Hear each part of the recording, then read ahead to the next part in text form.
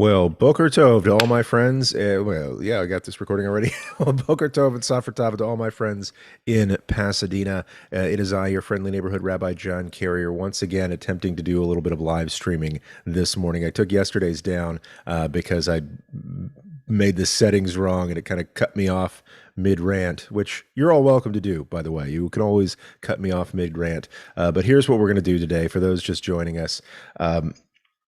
What I'm hoping to do in the coming year is to teach a lot more Torah in between my sermons. And so I'll tell you why I'm doing that in a minute.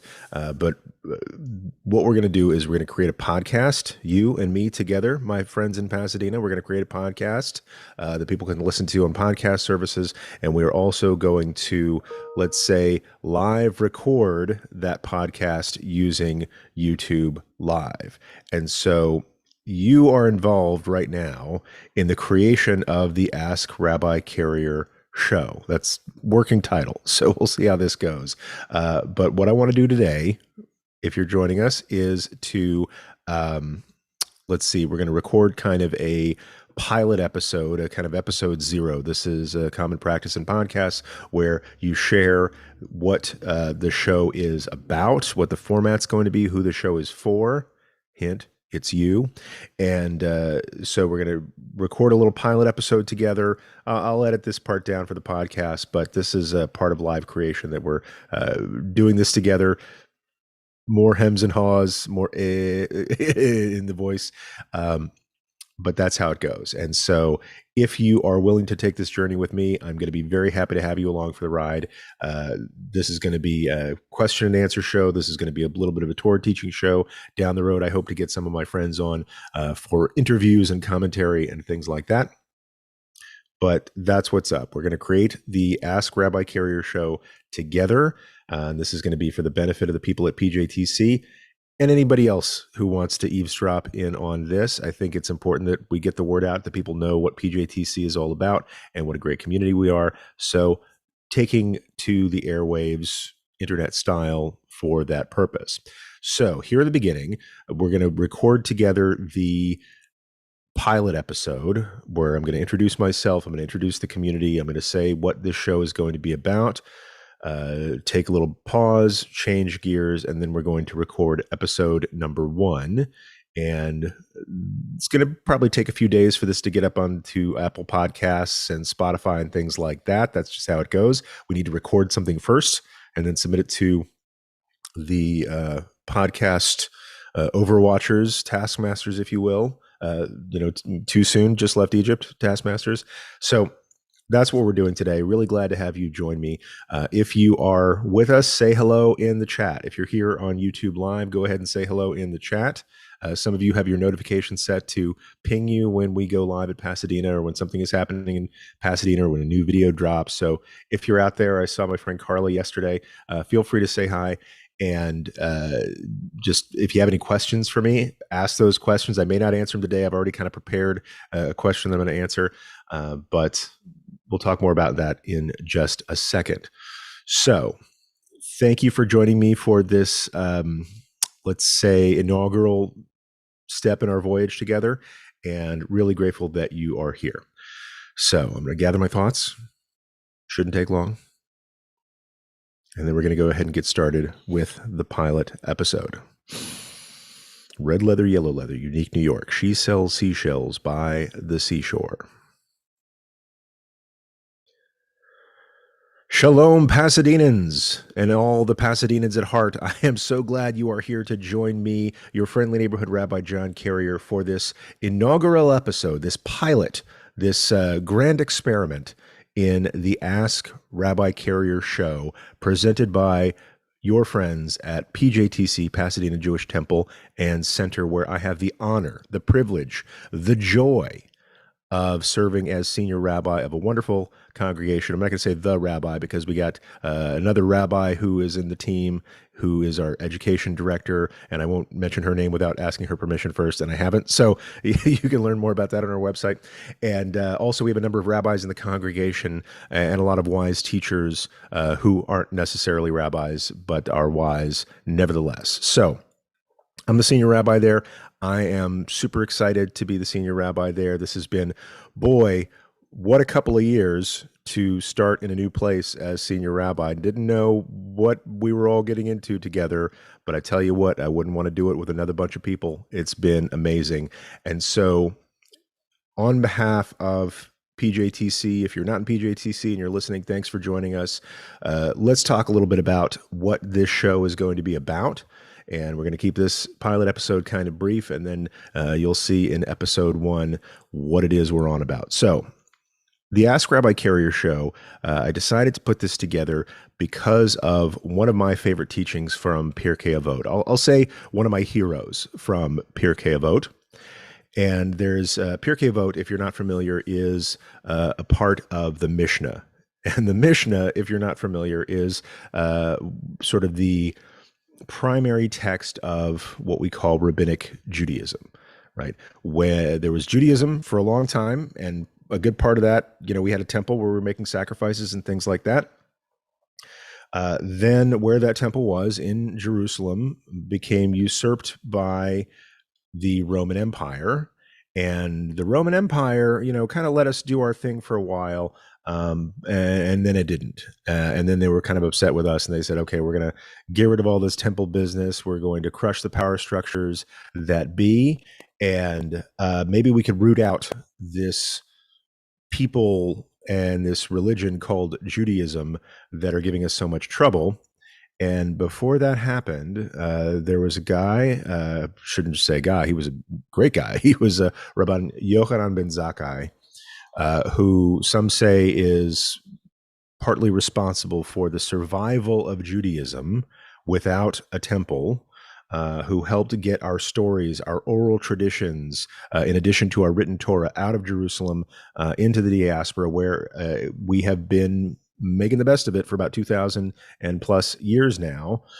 And part of what he brought out with him was the wisdom of this oral tradition that goes back to the time of the first conversations between Moses and God, where God said, Moses, here's the Torah, and I want you to write this down. But also there's some things you should know. Here's some meta commentary on the Torah. You don't have to write this part down because the Torah would be too long, but let me explain to you what I mean by these laws that I'm giving you. And Moses paid attention and remembered those things. In addition to passing on the written Torah, also passed on this meta narrative that God gave to him. To Joshua. Joshua passed it on to the elders of the tribe. The elders of the tribes passed it on to the prophets on to the Anshe Knesset HaGadol, which was this gathering of people, the great people of the assembly, this assembly that met and were organizing these oral traditions. And then Yochanan ben Zakkai then brought some of this tradition along with him, along with Yehuda Hanasi, and they said, hey, let's write down all these oral traditions because a lot of the people who remember them are being killed off. And when they wrote down all of these oral traditions, that became the Mishna. And so the Mishna, you're wondering, why I'm explaining all this for the show. I'll get there in a second. The Mishna, in addition, that was all the rules about the rules. Rather, it was the interpretation for their time and place, that is circa the year 0 of the Common Era, of how to follow these laws in the Torah. And they organized it in categories. Here's how to pray. Here's how to observe Shabbat. Here's how to keep kosher. And then there was a bunch of stuff that really didn't fit into neat categories. It was just wise sayings of the teachers who were passing this down. And they collected those wise sayings into Masechet Avot, or ancestors, and sometimes called Pirkei Avot, or the sayings or chapters of the ancestors. Sometimes translations call it the ethics of the fathers. I prefer the sayings of the ancestors personally. I think it's a little bit closer to the original spirit of it. That brings us to Pirkei Avot, and in Pirkei Avot, Rabban Yochanan ben Zakkai, again, one of these figures who was instrumental in the survival of Judaism post-temple, has students, right? He's a teacher, as rabbis are. And he had, first he shared this teaching because he got his learning from the famous scholars Hillel and Shammai, and he used to say, and I'm in Pirkei Avot chapter 2, if anybody wants to follow along in a great, in either your prayer book or your text or in this wonderful resource called Sefaria, he passed on this teaching. He used to say, if you've learned much Torah, don't claim credit for yourself, because for such a purpose you were created, right? And so he's like, it's not just, we don't study Torah for our own aggrandizement, because that was, built in. We were expected to learn as much Torah as we could. And then it goes on to say, again, this is Mishna 8 of chapter 2 of Pirkei Avot, Rabbi Yochanan ben Zakkai had 5 disciples, 5 students, and they were these: Rabbi Eliezer ben Hyrcanos, Rabbi Yehoshua ben Hananiah, Rabbi Yossi, who was a priest, Yossi HaKohen, I guess, Rabbi Shimon ben Nathaniel, and 5th was Rabbi Elazar ben Arach. Remember that now. Rabbi Elazar ben Arach was the 5th of these 5 students. And he used to share their outstanding virtues. He said of Rabbi Eliezer ben Hyrcanos that he was like a plastered well, a sealed cistern, which loses not a drop. So you might have a well of water, and then or a cistern that gathers rainwater, and if you added an extra layer of plaster to it, none of the water seeps into the rock or whatever it's made out of. Some interpret this to say he remembered everything that he learned, because water is often a metaphor for Torah in rabbinic literature. So Rabbi Eliezer ben Hyrcanos was a person who took everything in and didn't forget anything. He kept everything that he learned. Rabbi Yochanan ben Zakkai said of Rabbi Yehoshua ben Hananiah, happy is the woman who gave him birth. This guy is a credit to his parents, right? He's a good boy, and his parents are very proud of him. He brought renown to his parents, his ancestors, and so on.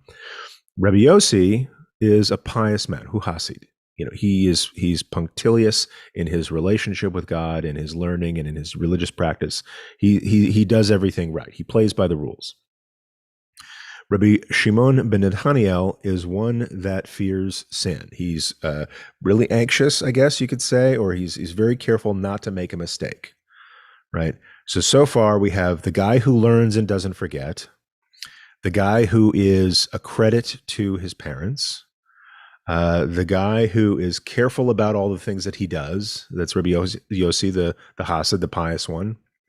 The guy who is careful, so he's careful about doing the right things. Rabbi Shimon is careful about not doing the wrong things, which is different. And here comes my personal favorite. Rabbi Elazar ben Arach is like a spring that ever gathers force. The Hebrew is Mayan Hamit Gaber. Right? It's like some people say he's like an ever-flowing fountain, or probably more accurate is a spring that, sometimes you find a spring, you find this, water coming up out of the ground, and maybe you poked a hole in the ground and some water came out, and then it gradually diminishes as time goes on, but not this guy.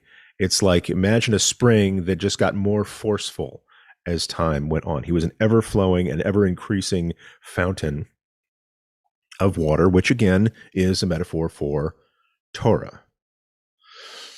And so you might ask the question, of these 5 students, each of whom had 5 qualities, who was Rabbi Yochanan ben Zakkai's favorite? And so they shared an opinion about that in Pirkei Avot. Rabbi Yochanan, used to say, if all the sages of Israel were on the scale of balance, and Rabbi Eliezer ben Hyrcanos was on the other scale. So you got all the sages of Israel on one side, Rabbi Eliezer ben Hyrcanos, the plastered well guy, the guy who learned everything and forgot nothing. He would outweigh them all. Right? This is one opinion, and as you'll see in our learning together, rabbis can have different opinions, and some rabbis, such as yours truly, have multiple opinions on the same topic. So one opinion is that the guy who learned and never forgot outweighed all the other sages of Israel put together. Abba Shaul said in the name of Rabban Yochanan ben Zakkai, meaning I heard it differently. if all the sages of Israel are on one scale of the balance, and Rabbi Eliezer ben Hyrcanus was with them, meaning everybody plus plastered well guy were on one side, and Rabbi Elazar ben Arach on the other scale, he would outweigh them all. And so the alternative tradition is that Rabbi Eliezer ben Arach, the ever-flowing fountain, the spring ever increasing in strength, the guy who taught the most, outweighed the sages who merely learned the most. This is why I'm doing this show. I learned this Mishna several years ago, and it always left an impression on me. And since that time, I learned it shortly before becoming a rabbi, I think. Since that time, it's been important to me to be able to teach as much Torah as I can to as many people as possible. And I've had the privilege of doing that at a wonderful place called Burbank Temple Emmanuel. I then made a shift and started focusing on teaching on YouTube and podcasts and in online schools and things like that. And then I came to this wonderful community. We met each other at the right time. It was Kismet. Who knew that right time was going to be the COVID lockdown time? We didn't at the time. Nobody did. This wonderful community called Pasadena Jewish Temple and Center. And for the sake of Pasadena Jewish Temple and Center members, I want to teach as much Torah as I can to as many of you as possible. That's the Torah that I'm studying, the lessons that have seeped into my heart. But also, I want to answer whatever questions you have about Torah, about Jewish practice, about Jewish history, customs, traditions, philosophy. Whatever questions are on your mind are fair game for the Ask Rabbi Carrier show. So that's why I'm doing this, because I really believe that teaching Torah is the most important thing I can do in my life, the most valuable way I can spend my time. And, why not? We're kind of in a state of extended homestay, if you will. We thought things were looking pretty good, then they weren't looking so good. Then maybe they'll look good again someday in this coronavirus pandemic. Right now, we're in season Omicron, if you will. But why not take advantage of this time? I feel like, the last couple of years, it could have done this at any time. We're sort of really focused on the needs of just making sure services could happen, making sure programs could happen, making sure people were taken care of, making sure people knew they had a community. And so, not that stuff's over with, but now I want to add this to the mix. So if you are a member of PJTC and you'd like to ask me anything at all, do me a favor, send me an email. You can find my email address on our website if you want to ask me a question in private. Even better, ask me a question in public. Put it on social media. Put it in our Congregants Only Facebook page. Put it in on Twitter. Any place you put it, do me a favor. Put hashtag Ask Rabbi Carrier, all one word, ASKRABBICARRIER, just like the air conditioner or that big boat that holds airplanes. Put hashtag Ask Rabbi Carrier with your question. Makes it easier for me to find, so you get the answer that you deserve to the question that's on your heart. And the reason I ask people to put those in public is because what I find over and over again is if you have a question about anything, but especially about Judaism or Jewish practice or Jewish tradition, if you have that question, I guarantee you somebody else has that same question, and you're doing them a favor by asking it out loud in public, because suddenly they know they're not alone. And that's a good feeling. And so when I see those questions, I'm going to do my level best to answer them on this show. I might not answer them live at the same time you're asking them, say in the YouTube chat or something like that. I'd rather gather them and spend some time not only thinking about them, but researching where I need to and give you the best answer that I can give you, which is what you deserve. So that's why I'm doing this show. This show is for the benefit of members of PJTC, but not just you. I know that there's going to be a lot of people out there who get value from this. And I'll say, if you're not a part of PJTC, you are welcome. We are a place that has open doors, sometimes metaphorical in these times, but everybody is welcome to what we do, as long as you are sincere, as long as you're, a nice person to everybody you meet at PJTC. You are more than welcome. Wherever you're coming from, PJTC, it could be the right place for you, and I hope you'll check us out. So speaking of which, just want to put in a little plug for when you can also join us live, and that is when we get together to celebrate Shabbat. We're having live streaming services every Friday night at 7:30 p.m. Pacific time. That's very important if you're hearing this from someplace that's not in Pacific time. So we're there Friday night, 7:30 Pacific time. We're there every Saturday morning, 9:30 a.m. Pacific time. We've been there for 100 years, 101 almost. We actually had to put off the centennial celebration because of the pandemic. But Pasadena has been serving Jews in this area. PJTC has been serving Jews in the Pasadena area, throughout the San Gabriel Valley, and now even beyond the borders of California. We've got members from Colorado and Oklahoma and the old country, by which I mean, upstate New York. We've got people from all over who have joined us at PJTC because we're able to share what we do with the world in ways that we'd never imagined before. And so wherever you're coming from, we'd love to have you join us. Celebrate Shabbat with us Fridays at 7:30 in the evening, Saturdays at 9:30 in the morning. You can find us on Facebook live streaming. You can find us on YouTube live streaming. Just look on those sites for, type in Pasadena Jewish Temple and Center, and you will find us live streaming our services.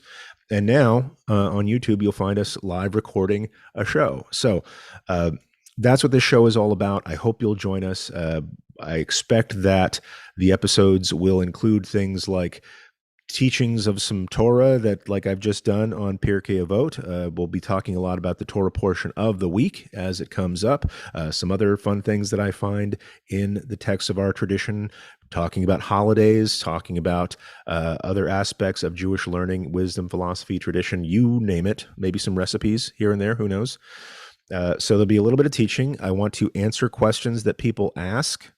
And whether it's people ask me directly, if you have a private question for me that is really only pertaining to your case, ask me that too. If there's something that you're embarrassed to ask, you can send that message to me privately, and I won't name you when I answer the question. But keep asking, because chances are somebody has that question too. So we'll have some Torah teaching. We'll have some Q&A. Down the road, I really hope to invite some of my friends on this show. I had a great series of interviews in my old podcast, The Jew Curious Show, and that was a lot of fun. And it was also a great way to share my teachers with my students, share other people's wisdom with people who follow this show. I think that could be really, really great. So thank you for joining me in this experiment in the Ask Rabbi Carrier show. We'll be recording it via live stream on YouTube. And so you can join us on YouTube. Hesitate to put out a schedule, but I'm really strongly thinking about 9 a.m. this time slot, Monday, Tuesday, Thursday, and Friday. Putting that out there. Monday, Tuesday, Thursday, and Friday. Wednesday's my day off, folks. Sorry about that. Not sorry. Needed to recharge. Trust me on that one. So 4 days a week, 9 a.m. Pacific time. Join us for live streaming on YouTube, and then we'll do a little bit of editing, take out the blips and the blops and the dog barking and the doorbell ringing, maybe, and then put in a podcast that you will be able to find wherever you download your favorite podcasts. Hopefully this will be one of them. So with that, really appreciate everybody joining me for this, whether you are a Pasadenan or a Pasadenan at heart, or just curious about what it is we do in Pasadena or in Judaism or Jewishness. You are welcome to learn with us, and I can't wait to see what we're going to learn together. Until next time, friends, this has been the pilot episode of the Ask Rabbi Carrier show, presented by Pasadena Jewish Temple and Center. Peace. All right, that was fun. That was the pilot episode that we just recorded together. And let's see if we have any comments going on the Facebook live stream. Go over there.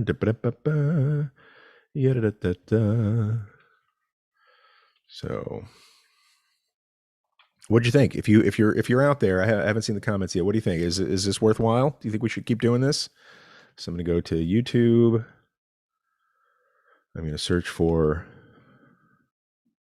Pasadena Jewish Temple and Center. That's us. And look, that's my face. We are live now. So I'm going to mute that so we don't have a little double. Oh, there's Suzanne Paper. Nice to see you, Suzanne. How are you? Christy Boker Tov, Rabbi John. Good to see you back online. Christy, I miss you very much. Glad you're out there. So thank you for joining this so far. We're not done yet. So hang in there, please. We are about to do the second recording, or let's say episode number 1. They always say when you make a podcast, you should do like episode 0. You should have kind of an introductory episode to let people know what your show is about, why you're doing it, what it's going to be like, who's it for. And so I wanted to do that. And thank you for being a part of the live internet studio audience. So just like those old sitcoms from the 80s and 90s and so on. So in just a second, I'm going to pull up my notes for episode number 1, where I'm going to be teaching a little bit from this week's Torah portion, but also answering a question that I've seen people ask a lot online, and I've heard it myself. Why the Jewish hat? What's with Jewish hats? Why do Jewish people cover their heads sometimes? And maybe, what I don't know if people are asking, okay, why wear, one of these? Why wear a kippah? Or if they're asking, what's with those fancy hats, like this one right here? I'm wearing my fedora. If you're just listening, you can't see. I've got my own kind of black fedora that was a gift, an ordination present from one of my teachers. So we'll talk about that in just a second when we start recording episode number 1 of Ask Rabbi Carrier. So thanks for joining me for this. Really delighted to see all of you here. All right, going to gather my thoughts, get my notes together. Got some text from Sefaria. If you're not aware, Sefaria is a wonderful website that you can go to with all sorts of Jewish texts. It's sefaria.org, and an ever-increasing library of Jewish texts with ever more high-quality translations in there. Is what not just Torah and Talmud and Halacha and Mishna, but also all the commentaries thereon, and Midrash. Did I forget the Midrash? I shouldn't, because Midrash is pretty important. So we've talked about Elazar ben Arak. I'm going to close that tab. My coworkers won't believe I actually closed the tab on my browser. So, okay, we've got Exodus 14, which we're going to be talking about. I've got the Rambam, Rebbe Moshe ben Maimon, a.k.a. Maimonides, talking about when we should cover our heads, as well as the Shulchan Aruch, all lined up. You might be curious, why do we wear yarmulkes? Why do we wear kippot? Yarmulkes is a Yiddish word. I'll tell you in a second. So let's do this together. All right, got all my text lined up and getting ready. Red leather, yellow leather, unique New York, unique New York, unique New York. She sells seashells by the seashore. Those are my Ron Burgundy voice exercises. And away we go. Greetings, Pasadenans and Pasadenans at heart, and everyone who's joining us for the Ask Rabbi Carrier show. Really delighted to be doing this with my friends at PJTC, at Pasadena Jewish Temple and Center. In case you didn't know, you can always join us at Pasadena Jewish Temple and Center for Shabbat services every Friday night at 7:30 p.m. Pacific time, and every Saturday morning at 9:30 a.m. Pacific time. We're still in the same time zone. We can't move time zones on Shabbat. You know what I'm saying? So please join us for those live streaming services. You can find us on Facebook. You can find us on YouTube Live. If you're a member, you can connect with us through Zoom or StreamSpot, something like that. And wherever you're coming from, you are more than welcome, and we'll be delighted to have you. This is episode number 1 of the Ask Rabbi Carrier show. And today I'm going to answer the question, what's with the Jewish hat? both why we sometimes cover our heads, or sometimes some people cover their head all the time. We'll be talking about that later today, and what's with all the different hats that they wear in different Jewish communities. Some people may be curious about why women in some Jewish communities cover their hair. I'll touch on that for a second. But first, I want to learn a little bit of Torah together from this week's Parsha. And this week, we are studying Parashat Beshalach, which is in, I'm going to say, the middle-ish of Sefer Shemot, or the book of Exodus. Beshalach means we were sent out, right? This is where we leave Egypt, right? We've had all these plagues, very, very dramatic. Pharaoh finally relented and let us go. We leave Egypt, and then Pharaoh changes his mind and chases after us. And so we'll talk about that in just a second. But first, I want to thank all my friends at PJTC who've made this broadcast possible, providing the infrastructure, providing me a place to be a rabbi, which I could not be. This is the work of my life, and I could not be more grateful to get to do it, especially get to do it with the fine people of Pasadena Jewish Temple and Center. Did I might keep a fall off? No, there it is. It's still there. And we'll talk about why that's important in a second. So stay tuned. We're going to answer the question, what's with the Jewish hat? But first, let's learn a little bit of Torah together. And what I'd like to talk about is a particular few verses in this very dramatic scene that many people around the world are familiar with, whether you're Jewish or not. And it is this scene where Pharaoh has let us go, has let the Bnei Israel, the people of Israel, leave Egypt, and then Pharaoh changes his mind and it says, "What was I thinking? Let's, get my best charioteers together. We'll go chase him down, hunt him down. Maybe we'll round him up and send him back because we need the bricks, frankly, or maybe we'll just kill him for being insolent and let him die in the desert." And so, in any case, saddle up, boys. We're going to go get some Israelites. And so Pharaoh's chasing us down. As we're leaving Egypt, we see, the cloud of smoke in the distance, a cloud of dust and whatnot coming after us. And we're like, all right, well, let's just keep walking. Maybe everything will be fine. God willing, we don't run into, say, an obstacle like an ocean or a sea of some sort. But when you know it, there it is. So our people get to the edge of the Yam Suf, which is what's called in the Torah the Yam Suf, which means Sea of Reeds. Later, let's say inaccurate translations call it the Red Sea, as if it's the same place.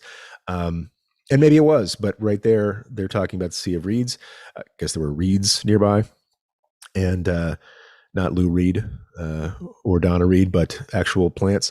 And so we get to the Sea of Reeds, and we're like, oh, drat. There's a sea in front of us. There's Pharaoh's chariots behind us. We are caught between Pharaoh and the deep blue sea, and we are doomed, right? There's really, really no way out of this situation.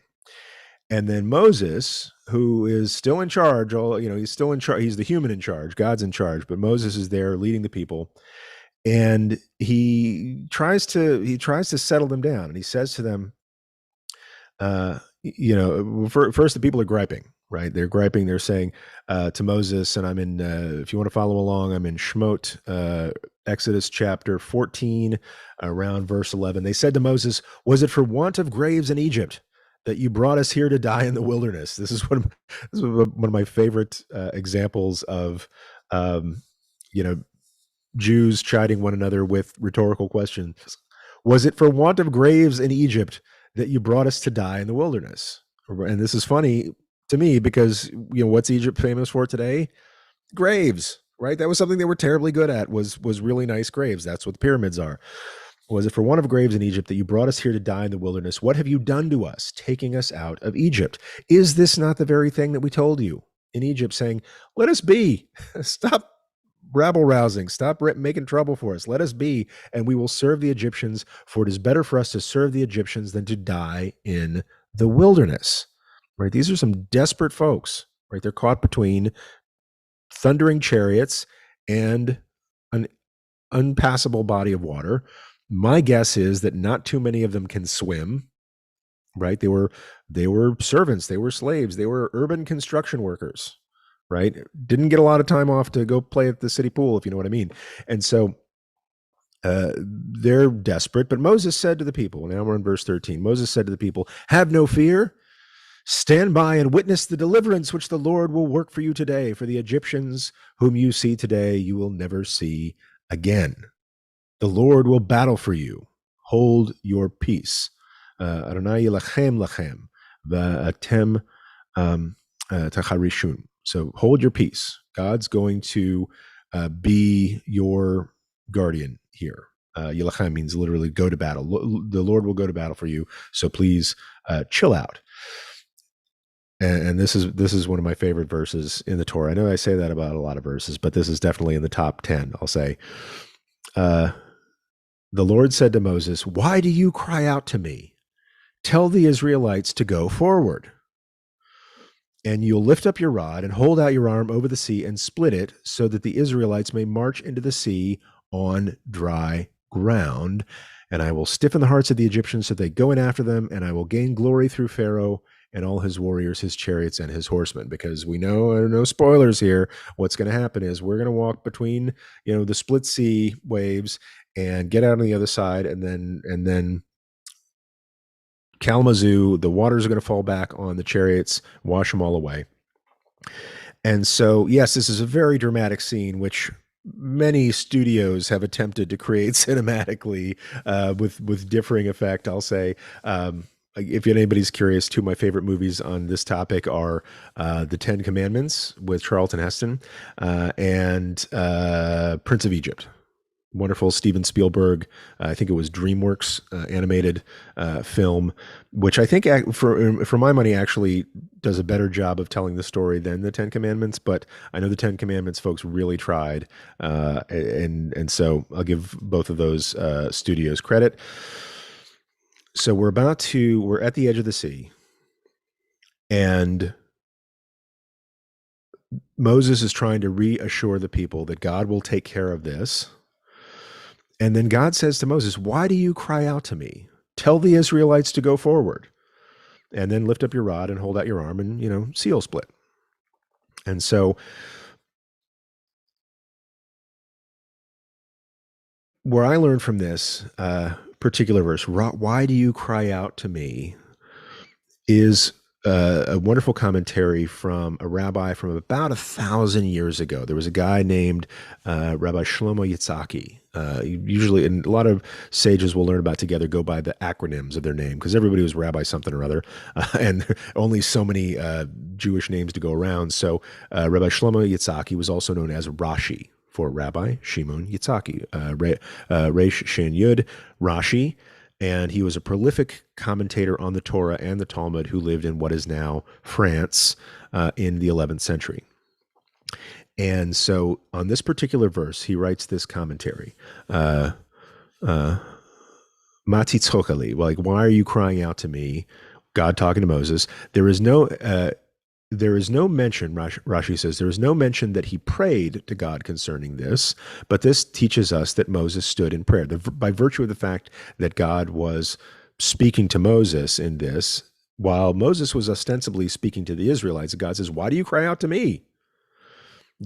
Get walking, right? But this teaches us that Moses stood in prayer because God responded to him. Whereupon the Holy One, blessed be God, said to Moses, it is no time now to pray at length when Israel is placed in trouble. And so what Rashi's pointing out here, what Rashi's interpretation of what God is saying to Moses is like, look, you've got an ocean in front of you and a marauding army behind you. Walk. Get moving. Stop standing there praying for something to happen. Here, I tell you what, I'll meet you halfway. Hold out your rod and split the sea. And there's another midrash on this particular section, and I'm going to come back to this God's response in a second. But there's another midrash on this section where, and a midrash, if you're not familiar with midrash, midrashim are, let's say, homiletical interpretations of the text of the Torah. What does that mean? Homiletical interpretation. These were sermons that rabbis gave, say, throughout the first millennium of the Common Era, largely, interpreting the terse, concise parsimonious words of the Torah, saying, okay, what did God mean by this? What's going on here? Kind of reading between the lines and sort of elaborating on what was happening at the time, based on traditions that they got from their teachers. If maybe just to illustrate it, somebody once told me, Midrash is like fan fiction on the Torah, right? It's not in the Torah, but people who love the Torah sort of elaborated on the narrative that was there. And this Midrash says that when all the tribes were lined up at the edge of the water, nobody wanted to go first. No single tribe said, no, let us cross the water first. Like, we heard what God said about, holding out your arm, splitting the sea, but let's let somebody else go first. And then it was the tribe of Judah, also the tribe of Judah as a whole, or Yehudah. The tribe of Yehudah as a whole was also afraid of going in the water, except one guy who was a direct descendant of Yehudah, the son of Yaakov, or Judah, son of Jacob, said, you know what? I heard God say the sea is going to be split. Let's do this. And he steps out into the water. Now, the sea hadn't been split yet, but he steps out into the water. Now he's out in the water up to his knees. Now he's out in the water up to his waist. He keeps going because he heard something good was going to happen. Now the water's up to his chest. And now the water is up over his nose. And only when he can no longer breathe does God see this and take action and split the sea. And among Midrashim, this one's kind of a famous example of, look, just as God meets us halfway saying, don't just sit there and pray, I'm going to split the sea for you. We also need to meet God halfway, right? We need to act in good faith, or in faith, let's say, and do our part, right? And it's only when God sees one of us being the first one in the water that God splits the sea and the rest of us get to go.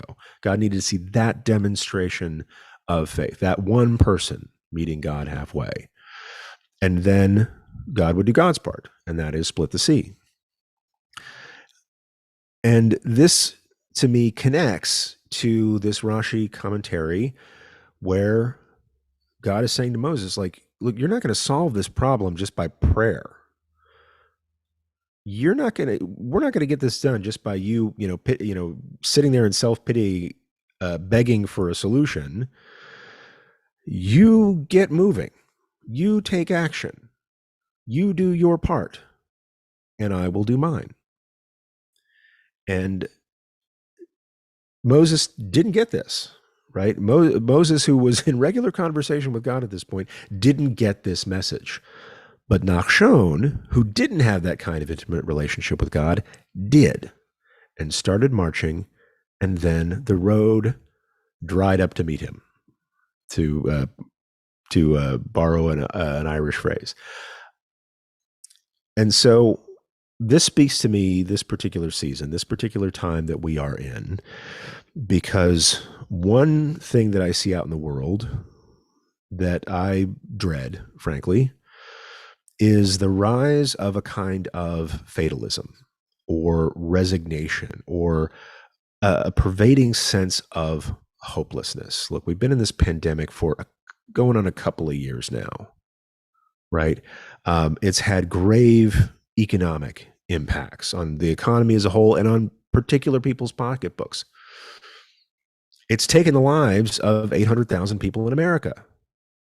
Right? There's nothing more grave than that. Plus, untold more throughout the world. And just when we think it's getting better, just when we see, just when we've gotten out of Egypt last summer, the Omicron comes along like the hoofbeats of Pharaoh's chariots. And we're having to hunker down again.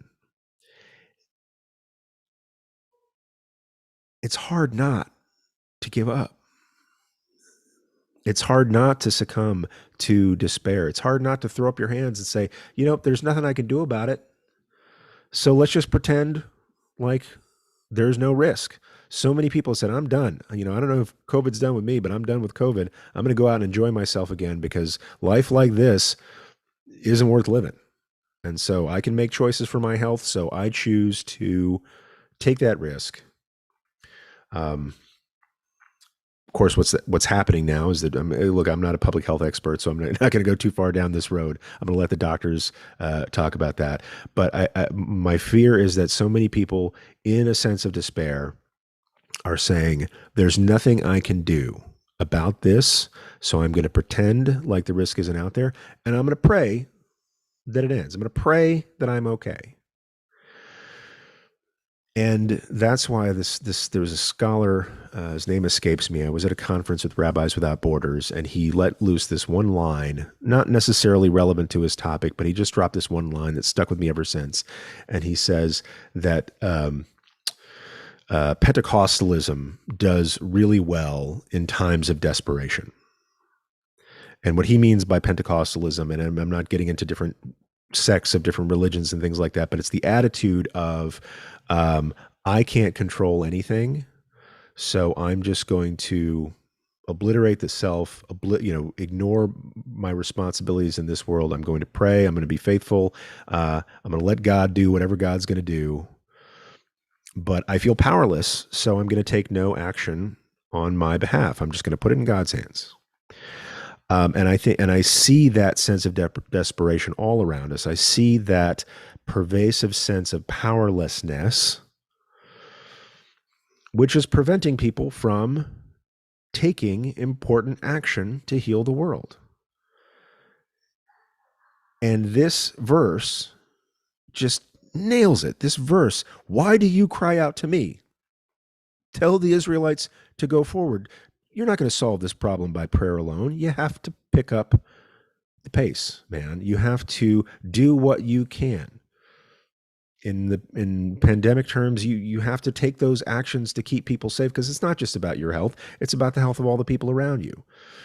Whether it's in the political sphere, whether it's in the economic sphere, you can't just leave it for somebody else to fix. You can't just pray that God will solve all of our problems for us. Do I say that because I think God is powerless to solve our problems? Absolutely not. But I think God's made it clear that we are partners in the unfolding co-creation of the world that we live in. And that's what I take away from this particular verse. Why do you cry out to me? Tell the Israelites to go forward. Take that step. Don't succumb to despair. Don't succumb to this fatalistic conceit that if we just pretend there's no problems out there, the problems will somehow get solved. So that's the Torah that I wanted to share with you for this Parashat Beshalach. It's also Shabbat Shirah. I hope you'll check us out tomorrow night, or excuse me, tonight is we're doing a special Shabbat dedicated to the memory and the wisdom and the work of Dr. Martin Luther King Jr. It's our annual MLK Shabbat that we always do on the Friday night of MLK weekend. And then tomorrow happens to be, this also happens to be Shabbat Shirah. So on Saturday, we're going to be celebrating Shabbat Shirah. It's called Shabbat Shirah. Parshat Beshalach is always called Shabbat Shirah because it includes a song. There's the song at the sea. When we got across the sea, we sang together in spontaneous joy. And then also the Haftarah for this Shabbat is from the book of Judges. It's about Shirat Devorah. It's about the song that the judge and prophetess Devorah, or Deborah, sang on the occasion of her victory. And so because we have all these songs, we call this Shabbat Shirah, and our wonderful cantor, Ruth Berman Harris, is going to be leading us in song with a special guest of hers. And so it'll be, we're a pretty musical place anyway, but it's going to be even more musical, and I hope you'll check it out. Once again, you can always find our services streaming on our Facebook page or on our YouTube page. Just look for Pasadena Jewish Temple and Center. We're going to be talking about Dr. King tonight at 7:30 p.m., in addition to our usual Shabbat prayers. And then tomorrow, we're going to have a wonderful Shabbat Shirah service at 9:30 a.m. Pacific time. So thanks for learning this Torah with me. I just want to go back to what I promised you before, and that was answering the question, what's with Jewish hats? So For the people who ask this question, what's with Jewish hats? You may be asking a number of different questions. I just see this question, what's with the Jewish hat? And so I'm not going to make assumptions. I'm going to talk about a couple of different things. One is the idea of what I'm wearing on my head right now. And if you're on YouTube, you can see this. If you're listening to a podcast, you cannot, but I will describe it for you. It is I'm just taking off for a second. I'm not going anywhere. Chill out. It is a circular thing, sometimes called a skull cap, which always, makes me think of like, I don't know, Road Warrior type stuff. It is a skull cap. It's just a circular brimless hat. I heard it described once, made out of fabric. Sometimes they're made out of other things, suede, leather, plastic, vegan leather analogs, micro suede. Sometimes they can be fabric, like just continuous fabric. Sometimes they're knit or crocheted. Variously called a kippah is the Hebrew for it, which means dome, because it's kind of dome shaped and you put it on your own dome. Sometimes called a yarmulke, which is a Yiddish phrase. The best not genealogy, the best etymology I read was it comes from this Yiddish phrase, yirat malkah, which means fear of the sovereign or awe of the king or the sovereign. And I'll tell you why that's important to the name in a second. So the Yiddish is yarmulke. Again, the Hebrew is kippah. And I remember years ago, my wife and I were taking a class at the synagogue, and we were on our way to the synagogue, and we stopped off. We lived in Minneapolis, and we stopped off at a Dunn Brothers coffee shop. Was it Dunn Brothers or was it Caribou? I'm not sure. Actually, I think it was a Caribou. These are a couple of popular coffee shop chains in Minneapolis. So we stopped off at a Caribou. And I was wearing my kippah because I was on my way to the synagogue. This was before I was a rabbi, before I wore kippah more regularly. And this elderly woman kind of perked up when I walked in the door. She says, "You're wearing a little Jewish hat. Isn't that a fine Jewish hat?" And I always thought that was funny that she called it my Jewish hat. And she totally sounded like the Queen of England right there. And so I says, "Yes, this is my Jewish hat. Thank you for noticing." She's like, "I just think that's a wonderful Jewish hat." She was very nice about it. And so people ask the question all the time, why do we have special headgear in Judaism? And when do we wear it? Why do we wear it? And a couple of sources going back in our tradition. One of my favorites is from Maimonides, the Rambam, who says that we should have our heads covered whenever we pray. So I'm just looking at Mishna Torah. If you've got a copy of the Mishna Torah handy, if you can access Sefaria.org, you can find this in Mishna Torah from Maimonides, a wonderful scholar, and I want to say the 12th century in the Middle East environs, because he lived lived in Egypt and lived in Tiberia, a few different places, and in the Mishnah Torah, which is this law code that he put together in, it's Hilchot Tefillah, it's the laws of prayer. Chapter 5, Halacha 5. What does he say? He says, V'lo yamod b'tefillah ba'afundato. You shouldn't stand in prayer wearing a money belt. V'lo barosh megula, or with a head uncovered. Velo reglaim megulot, and feet uncovered. So you shouldn't be wearing your money belt when you pray. You shouldn't be preoccupied with worldly things. You shouldn't stand in prayer with your head uncovered, and you shouldn't stand in prayer barefoot. Im derech anshe hamakom shelo ya'amdu bifnei hagdolim ela bavate haraglaim. So you shouldn't stand barefoot in prayer if the custom of your place is that you wouldn't stand in front of an important person barefoot, right? So if you live in a place where everybody's barefoot, fine. But if it's the custom of your place that you wouldn't, show up at the king's palace barefoot, then all the more so you shouldn't pray barefoot. And I love what he says, Ela bavate haraglaim, because he's basically calling his word for shoes is feet houses. So you should always have houses on your feet when you are standing in front of important persons or God. So this was the teaching of Maimonides in the 12th century, that you should always cover your head when you pray. And the reason for this is that you are standing before God when you are praying. You should have that kind of awe. You should have that kind of deference and humility. And so in Maimonides' time, you know, he's just talking about when you're praying. And you might also say when you're eating, because often when we eat, we say blessings for the, we bless God for the food that we have. And then we bless God afterwards for feeding us and to our point of satisfaction. And so when we pray, when we eat, when we're in holy places, when we're standing before God, we should have our heads covered.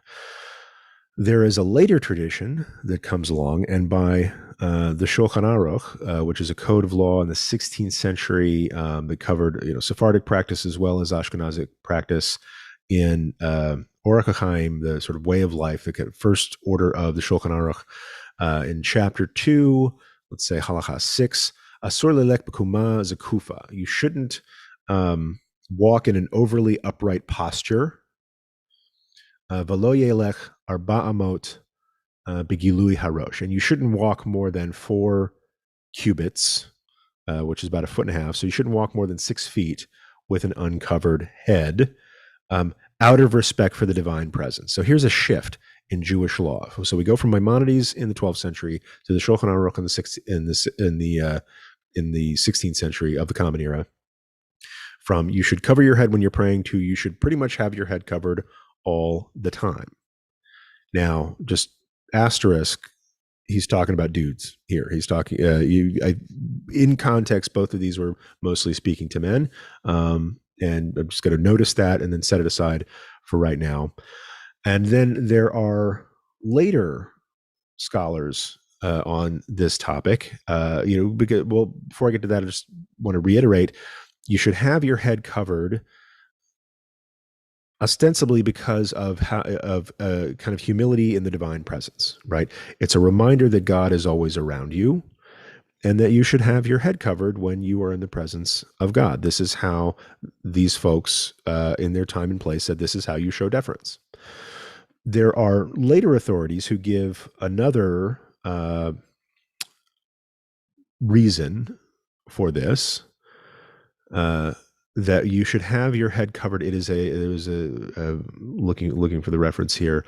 You should have your head covering. The Chida, Rabbi Chaim David Yosef Azulai, who's a Sephardi posek, that's a decisor of Jewish law in the Sephardic community, said that having a head covering is considered midat hasidut, meaning this is the habit, the attribute of a pious person.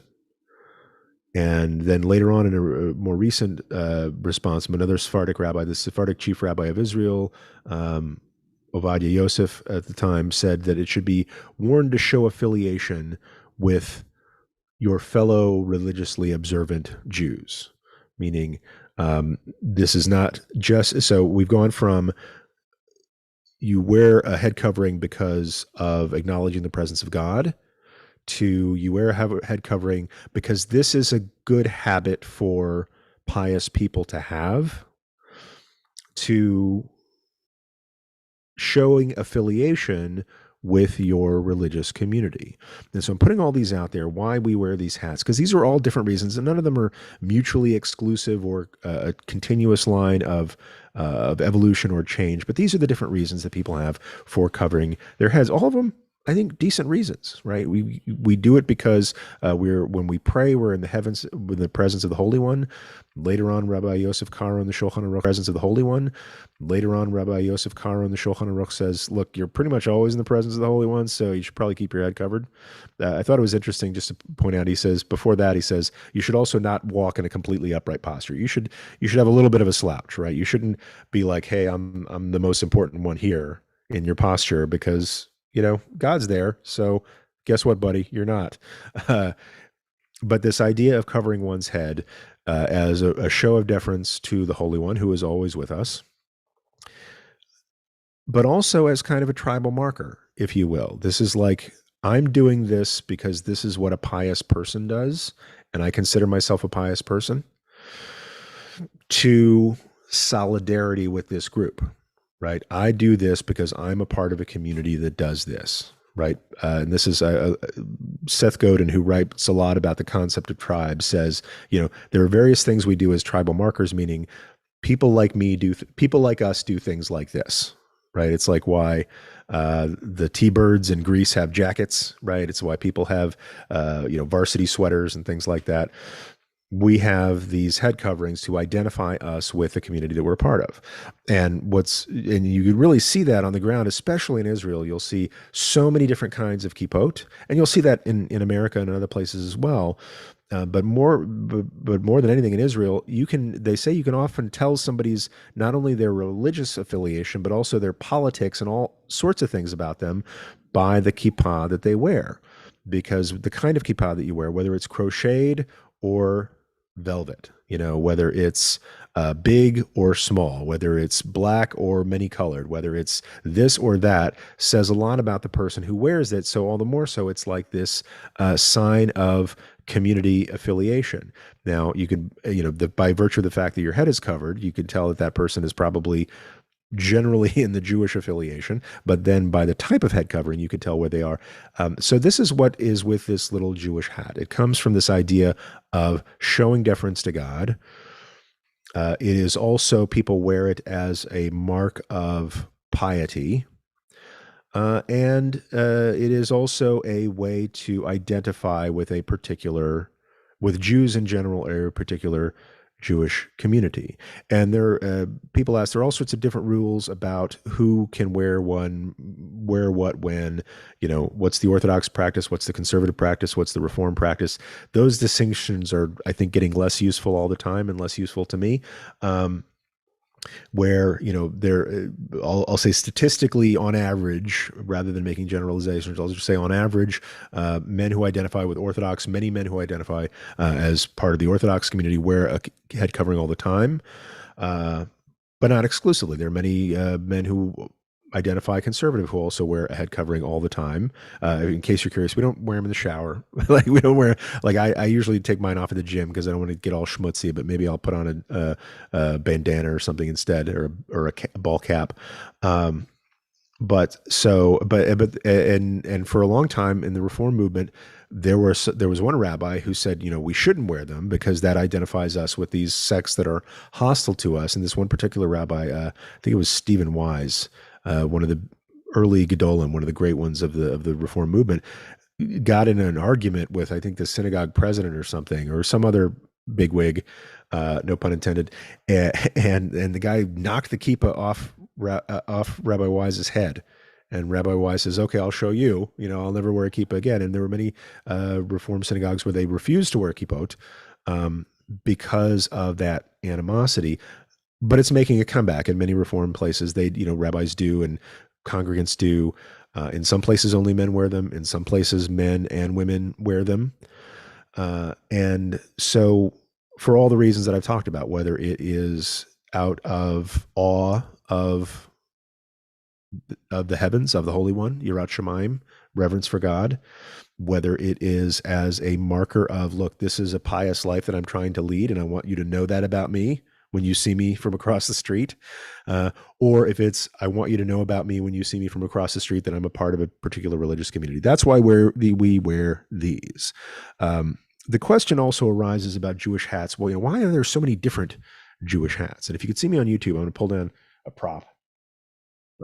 Not just a prop, but I'm going to use it in this circumstance. I have this wonderful black felt fedora that was given to me by my esteemed teacher, Rabbi Dan Shevitz, as a graduation present. I was an intern at his synagogue, and he says, think about internships at this synagogue. So we can't pay you, but when you graduate, you get a really nice hat.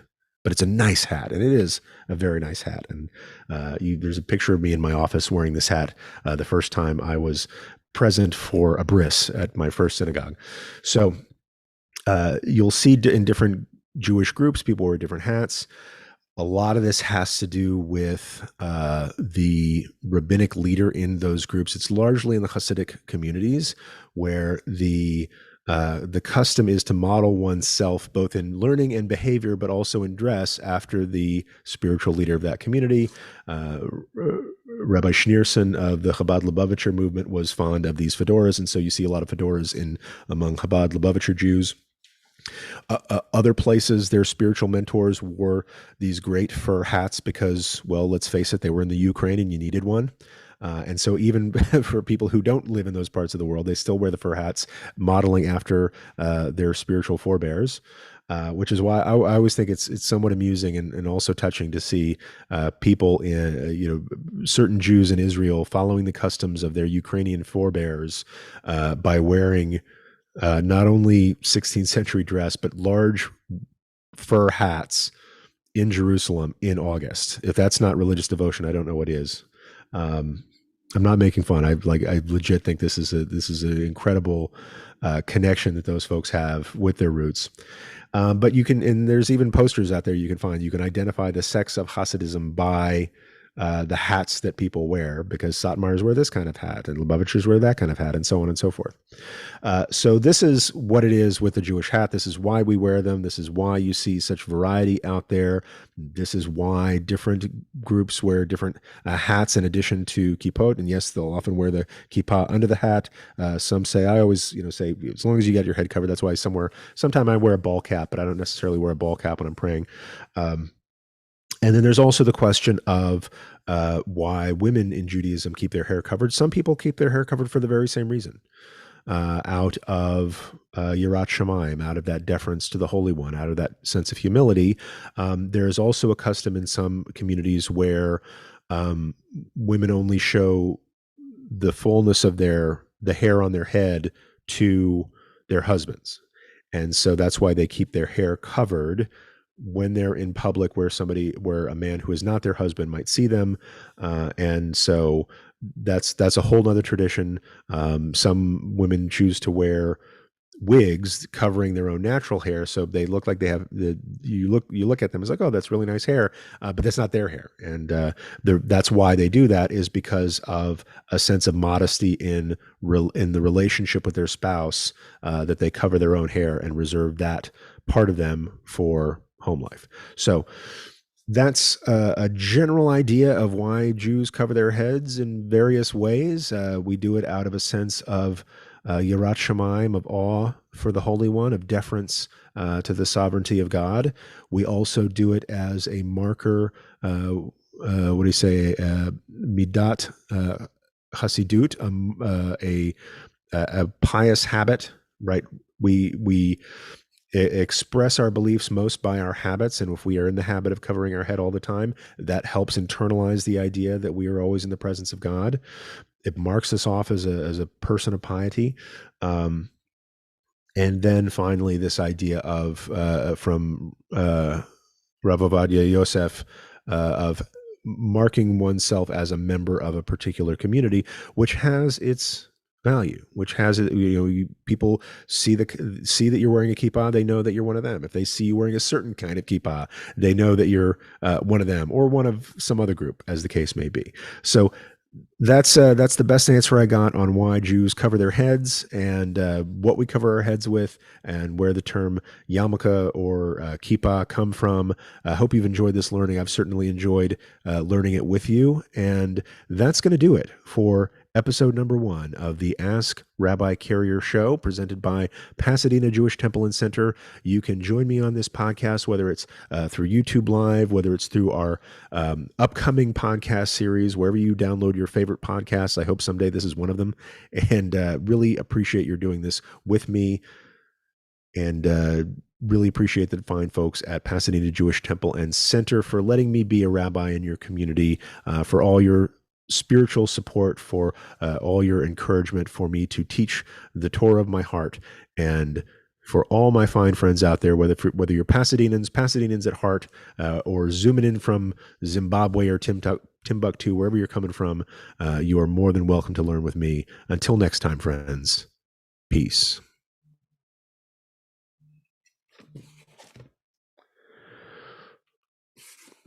All right, everybody. Thanks for joining us on the live stream. Really delighted to have you. And we are going to wrap this up. So how'd it go? If you have some reaction to this, let's see. Uh, what's going on here in the chat? Yes, please keep doing this. So very helpful. Jay Manon is out there. Christy, I love the Nachshon Midrash. Always circles around when I need to hear it. Somebody typing in Cyrillic. I don't know what you're saying, but cool, I guess. So thanks everybody for doing this learning with me. Because Jay Manon said, yes, please keep doing it. I'm going to keep doing it. So I've got to go do some other rabbi stuff today. Get ready for MLK Shabbat tonight. Let's see. Phoebe Cerniker says, thanks for doing this. Found you on YouTube vids a year ago. Thought I'd see what you were doing now. Really enjoyed listening. Really enjoyed having you here, Phoebe. So, and for all my friends in Pasadena at PJTC and beyond, wherever you're coming from, really glad to have you here. Make sure if you want to do some praying with us tonight and some learning about MLK and some learning about Shabbat Shirah and Jewish music, please join us this weekend at PJTC, Pasadena Jewish Temple and Center. Look for us on Facebook. Look for us on YouTube. Join us in the live stream. And of course, if you're a member of PJTC, you can join us on Zoom as well. And so that's going to wrap it up for me today. I hope to see you again on Monday at the same bat time and bat channel. And yeah, I'm really excited to be doing this again. So thanks everybody for your support. Good to learn with you. And until next time, friends, peace.